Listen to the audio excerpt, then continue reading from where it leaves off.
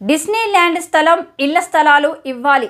Disney ల్యాండ్లో కబీర్లప్ ఏర్పాటు చేయడానికి నిలిపివేయాలి.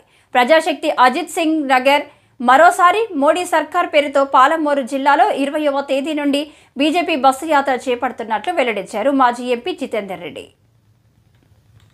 భారత communist party Vijayawada central city committee ఆధ్వర్యంలో సిపిఎం రాష్ట్ర కార్యదర్శి వర్గ సభ్యులు సిహెచ్ బాబురావు మాట్లాడుతూ వాంబే కాలనీలో 60 డివిజన్ల వాసులకు వైసీపీ ప్రభుత్వం ఇచ్చిన హామీ విధంగా బ్యాంకుల్లో ఇంటిపై ఉన్న రుణాలను రద్దు చేసి అందరికీ ఉచితంగా పట్టాలు ఇవ్వాలని, కొనుక్కున్న వారితో సహా అందరికీ ఎలక్షన్ కోడ్ రాకముందే రిజిస్ట్రేషన్ పట్టాలు ఇవ్వాలని, వాంబే కాలనీ నుండి దేవీనగర్ వైపు రైల్వే ట్రాక్పై అండర్ గ్రౌండ్ బ్రిడ్జ్ ఏర్పాటు చేయాలి. డిస్నీ ల్యాండ్ స్థలంలో ఇళ్ల స్థలాలు ఇవ్వాలి. డిస్నీ ల్యాండ్ కబేలా ఏర్పాటు చేయడానికి నిలిపివేయాలి.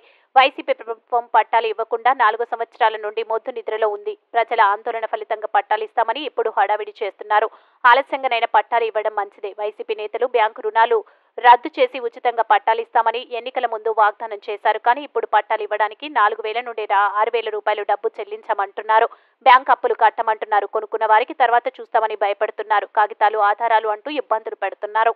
అదే పద్ధతిలో మన కాలనీలో రిజిస్ట్రేషన్ పట్టాలు ఉచితంగా లేదా గజం 5 రూపాయలకి అందరికీ పట్టాలిచ్చి వైసీపీ ప్రభుత్వం చేసుకోవాలని డిమాండ్ చేశారు. ఈ కార్యక్రమంలో సిపిఎం సిటీ కార్యదర్శి B Ramanarao, central city president K Durgarao, ఐద్వా రాష్ట్ర నాయకురాలు శ్రీదేవి, సిఐటి నాయకులు సిహెచ్ శ్రీను, 6 డివిజన్ ఇన్ఛార్జి పేరు తదితర నాయకులు పాల్గొన్నారు.